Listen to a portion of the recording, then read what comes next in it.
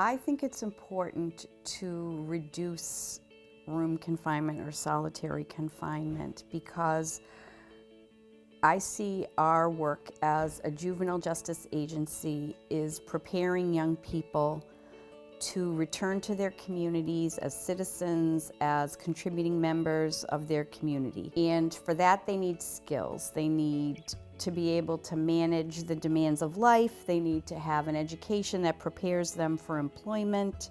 They need to have, positive relationships with others.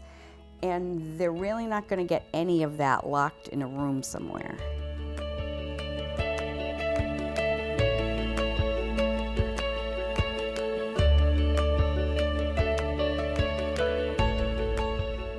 Massachusetts has been focused on the reduction of solitary confinement, or in Massachusetts we call it room confinement, for over 10 years in a really deliberate way. In the early 2000s, we had 2 completed suicides in Massachusetts. In the wake of that tragedy, we looked at the fact that a lot of the self-injurious behavior was taking place in young people's rooms. We then realized that we didn't have a policy for room confinement and decided that we had to write one. And then as we wrote it, we had to really be thoughtful about how we should use this particular tool, and we decided to take punishment away.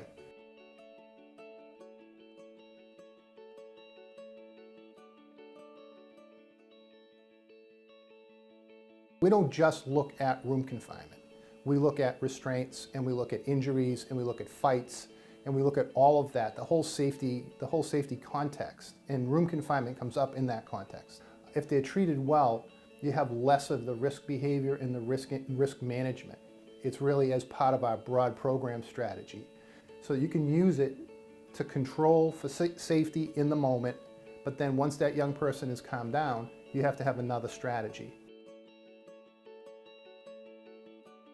And as soon as they're able to regulate themselves and process out, our exit strategy is we're not going to put them right back with the population. So I think initially staff thought that there's no room confinement and we're going to put the kids in the population no matter what we do, and that's not what we do. We're going to make sure that the people are safe, make sure that the young person themselves is safe, that they're able to process. They're going to sit at the doorway and we're going to have a conversation at the doorway. Then they're going to work their way into the program. We've also done a lot of work with our staff around training on adolescent brain development in terms of the thinking process for a number of young people, in terms of being easily triggered, not necessarily thinking through the consequences of their behavior, being impulsive. So that's helped our staff step back a little bit and think about, this isn't necessarily personal, this is the way this young person reacts, and how can we help them, stay safe and make better decisions. I'd say it's more safe now because there's more training in the program. And then when I first started back in the days, it wasn't much of a training for us. Less restraints are happening because staff are communicating between themselves and talking to the kids, building that relationship with the kids to make them understand that they are not here for us to just put hands on them, but we're here to talk to them, to make a better change in their life. I believe if you have a relationship with a young person, you can engage them in making different choices before, it comes to the need to put someone in their room. I always tell my staff that come up, the new staff that come up, build that relationship with them, get to know them. These are kids. Get to know them, get to know where they come from. Have a conversation with them every day. So when they come in here, they feel comfortable and safe that they can express their feelings to us.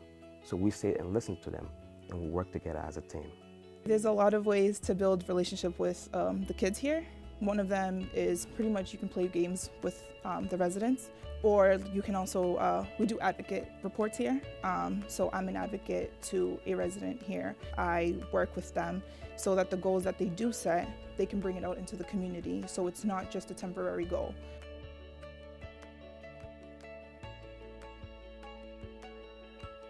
They build confidence within themselves, but they also build trust within the individual that they're working with. So I have conversations with the kids. I stop in the classroom and say hello. I'll take a young person for a walk, maybe to my office to have a conversation. And those conversations build trust. And I think that those trusting professional relationships that we have with these kids, the conversations we have with them, equals safety and security. It's very important to keep our kids involved with structured activities. Confining kids in rooms doesn't make a program safe. Programming makes a kid safe. Keeping kids busy makes a program safe. We have quite a big array of programming here. So we have direct care. They lead recreational programming. We have clinical services who conduct clinical groups and teach our kids how to manage their stress, how to remain mindful, and how to handle crisis situations. We have health services who take care of the well-being of our kids, and we also have education too. So our kids are in school for 5.5 hours each day. Our philosophy is to have kids really engaged and just try to get them to like education, buy into it. Staff sees a value in education, so we work very closely together, and we're trying to find students' strengths and potential. And a lot of the staff will use that to help encourage them. Like any school, behavior management is a big part of teaching. Generally, they don't act up in class, and I think it's just because we can respect that they have things on their mind, and they may not be that perfect student. Let's pay attention and sit straight. And I think they appreciate that. We get them to buy into education again through a very engaging, fun way, and different ways to express and learn. We can show you that education can be fun and you can be successful at it. And I think just showing them the little successes, they see that. I can do that, and it makes them want to go further, which they probably haven't really had experienced in a long time.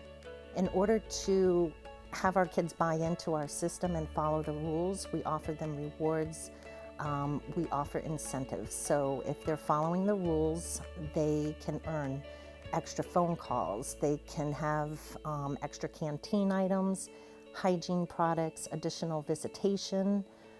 There's a big array of different incentives that we use for the kids.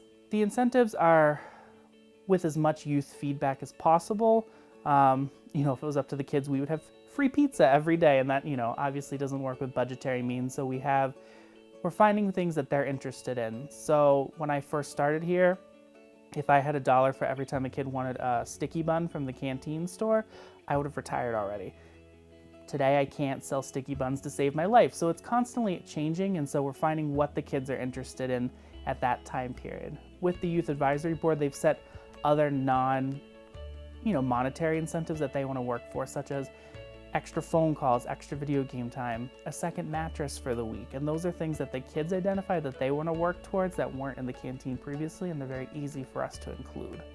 Our behavior management system is directly tied to our groups that we're doing here. Dialectical behavioral therapy is a evidence-based practice that teaches kids various coping skills and ways of managing the stressors. When I was an assistant program director and we started doing this 8 or 9 years ago, we had a staff that, there was a young man that was restrained, unfortunately, and he was assaultive. And before I got up to the staff, we were having a conversation with them. The staff didn't see me coming, and the staff said to the young man, "You know what? I want to give you 2 stars." And he said, 2 stars? I just got restrained. He said, "You know what though? The last time it was 45 minutes to an hour, you wouldn't stop. And this time, although you got restrained and we want to stop that, you did a great job. We really appreciate it. Like you listened to our directives. You made a good decision. You're not in room confinement. You're calm. We're going to put you back on the floor. We're going to give you some DBT work, allow you to calm down. But we appreciate that you made a good decision." And that was when I understood that the staff really got it, that aha moment, that they understand that it's about relationship building, that they are kids, and that we do want to teach them something.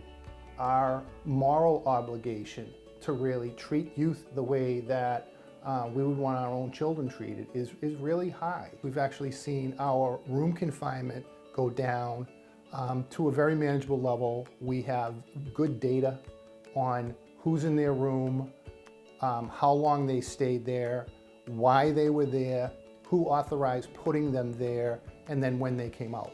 Our use of room confinement is down. Our use of restraint is down. Our youth-on-youth fights are down. Our youth-on-staff assaults are down.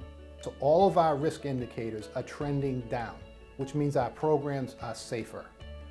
It's a complicated agenda to move forward, but it's worth doing. It's just a new way of doing business.